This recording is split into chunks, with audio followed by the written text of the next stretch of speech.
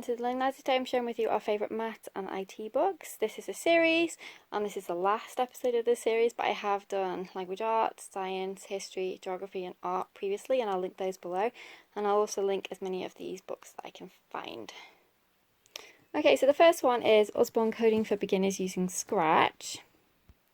This is a fantastic little guide. It's bright and colourful, really engaging. It has lots of little fun activities in here. So it's got your basics from how to actually even open Scratch, then to get started with building different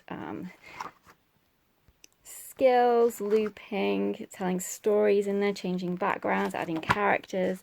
So many different things in this little guide that they can actually work through and follow. And it's just really rewarding because Scratch is such a great little world for kids to play in, and because of the fun activities that they've come up with, they really get into it. So there's first projects and there's games, so I definitely recommend this one. There is also a junior one, which we'll get to in a second.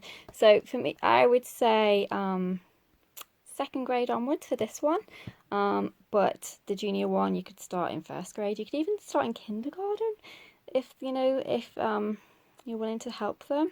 I think the sooner that a coding skill is introduced, the better, because it's a great skill for them to have for the future, for future development and everything else of our world. So the sooner you can start it, the better. But obviously, it's fun. Make it fun.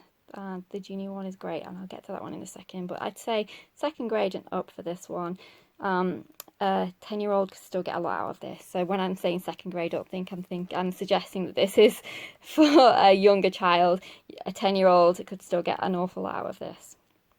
Here is my first computer coding book using Scratch Junior. So this is, I'd say, first grade onwards would be absolutely fine using this.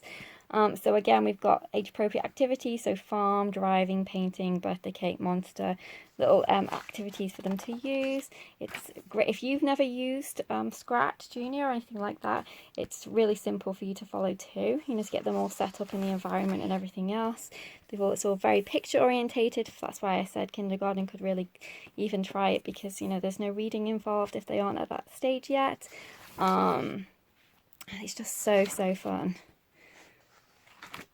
So here's the little first one, first activity, making it move. You've got all the blocks there.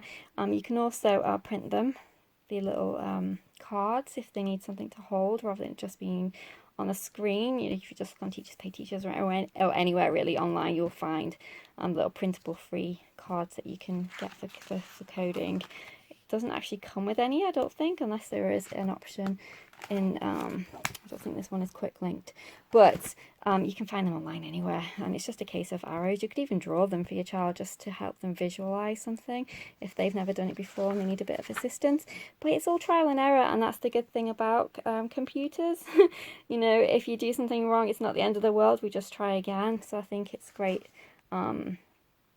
lesson for them, to be honest, that we just practice, and things will eventually work out how we want them to. But it's really fun because it's computers, and I think it's much different than getting something wrong in a textbook rather than getting something wrong when you're playing on the computer. There's no comparison, so I wouldn't worry about the younger ones trying it out. It is fantastic.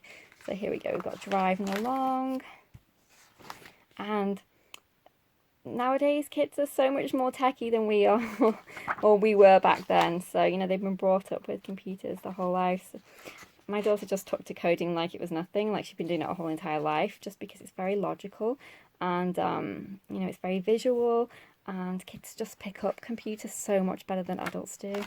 So yes, don't worry about them not being able to do it or it being too challenging. They will surprise you. So I'd say first grade onwards, even K if you want to do it with them, but this can carry on 10 plus still absolutely fine.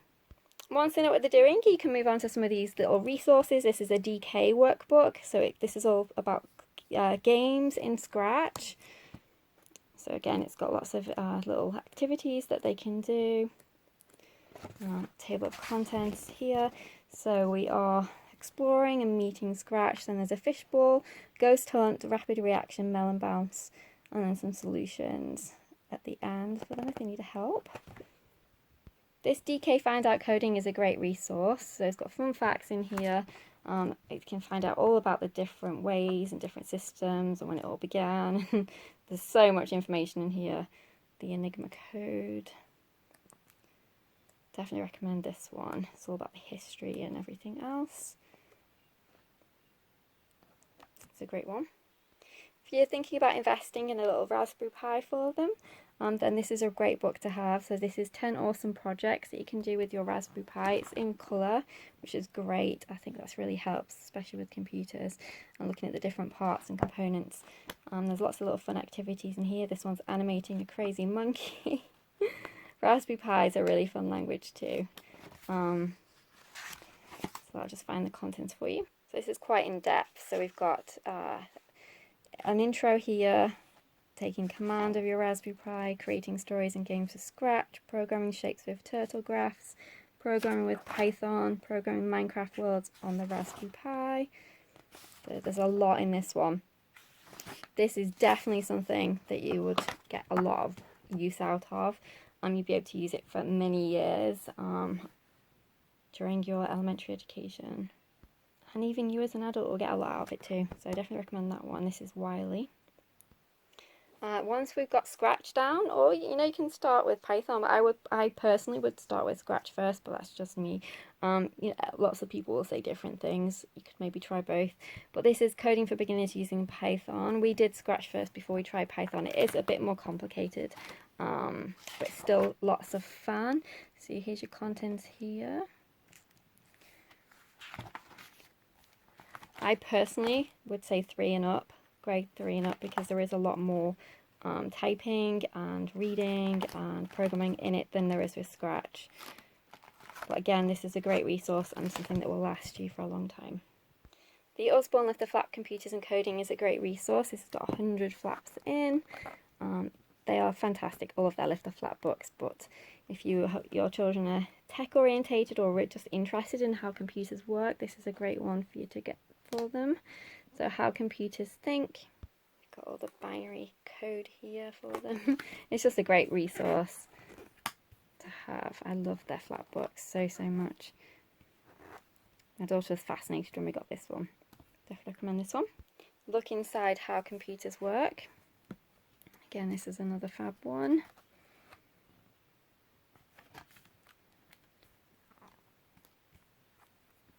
It's another Osborne one. I think it's always useful to have dictionaries on your shelf anyway, but this is obviously specifically for computing. And if they're not sure of any language or vocabulary, then they can go through here and get some more information about it. I think this is a great resource to have. This is the Oxford version. We have DK Computer Coding for Kids.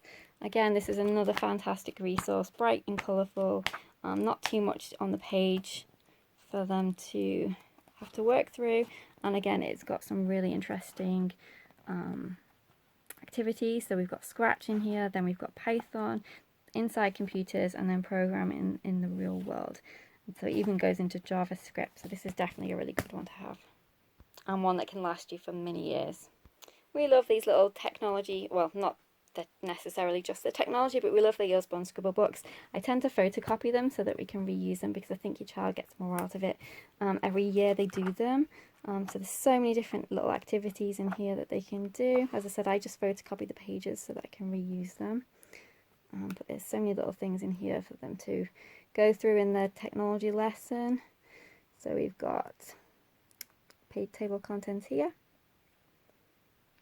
And I think there is a way you can actually print some of the pages out if you go onto the Osborne website. Don't quote me on that, but I'm sure I've seen that somewhere or heard someone say that. But I just photocopy them because I do have EcoTank printer, so it's not an issue. But I'm pretty sure, oh, there we go. To download copies of the templates, you can go to the quick links. Yeah, I knew I'd seen it somewhere. So there you go. You don't even have to photocopy them. But I think it's not, I don't think they're all there, but some of them are. So then you can reuse it. That's a great one to have. Okay, moving on to maths. So we have any of the activity books from Osborne are fantastic. This one I'm showing you is fractions and decimals. This is one of the ones we're going to be doing this year. I love these activity books so much. I mean, just look at it. How could you think maths was boring if you had something like that presented to you? It's just bright, it's colourful, it's really easy to understand. It's not too busy, there's not too much information on the page. Fantastic. I love those so much. And they are quite advanced as well. Definitely not your first grader level at all. Definitely grade 3 and up for sure. But I think these activity books are great. Obviously, depending on what the title is, addition and subtraction would be perfectly fine, but this is fractions and decimals, and they have stickers at the back as well for all the pages, and your answers are in there too. These activity books are fantastic. Great for Fun Friday, or just when you want a break from your math curriculum. Back onto our Lift the Flap, because they are just the best books ever. This is times tables. You'll see several of these in this little pile of different titles. I just love them so much. You've got your times tables here. There's always a little cheat if there's a cheat applicable to that particular multiplication set. Then you've got all these different flaps that you can lift. We've read this so many times, and look how strong the flaps are. They're just fantastic. I just love these books so much. So that's the little timetables one. For your younger ones, I love these Osborne Count to 100 books. I've also got another one from a different company in here, but they're just so fun. So definitely for your preschool and up. Great resources. I just adore these books so much. This is a little fun one. Math Play 80 Ways to Count and Learn. This is for age 2 to 6. So many little fun activities in here that you can do. It gives you ideas, and obviously you need to provide your own supplies and everything else, but there's nothing too crazy in there that you wouldn't already have, to be honest. But these are great. I used to like doing some of these in preschool. Just fantastic little activities. So that's Math Play, and that is a Williamson Little Hands book. Back with our 1 to 100. This is a Curious George.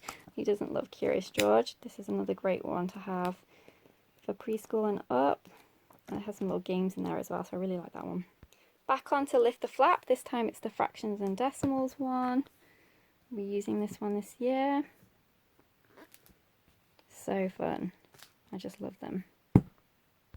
Lift the Flap, multiplying and dividing. Again, if you're on that topic, you can dig these out, and it just makes it so much more interactive. Your times tables. All the little scenarios in Egypt. Egypt page in there. Egyptian page. These are great. And the telling time. It even has a little clock that you can actually move on there as well.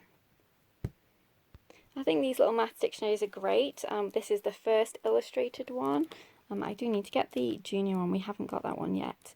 But I definitely really liked this one. It was great to just dip into a topic or a skill if you needed a little bit more help. Maybe just a different frame of reference, or just a different way to present the same topic. These are really handy.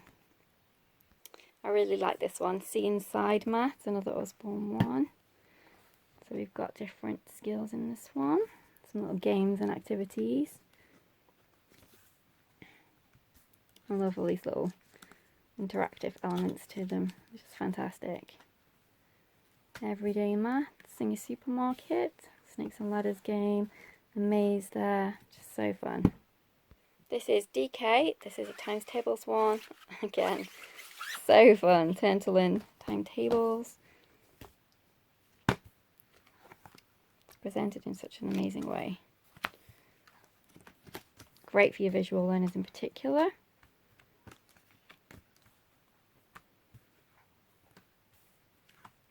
Another fantastic resource. And finally, the No Nonsense Guide to Measurements. I really like this series. We have another one in the grammar series from the same publisher, and these are just, again, fantastic. They're so fun.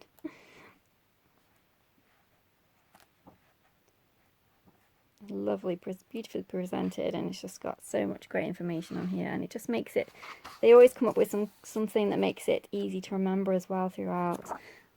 A skill that's easy to remember because you've seen some amazing picture, or they've said something really funny. So they're just really great resources, and I love them. So that's everything in our favourites for maths and IT, and this is the end of my series. I hope it was helpful for you. I'll leave all the links below that I can, and also the links for the previous videos in this series. Thank you very much for watching. Take care, and I'll see you soon.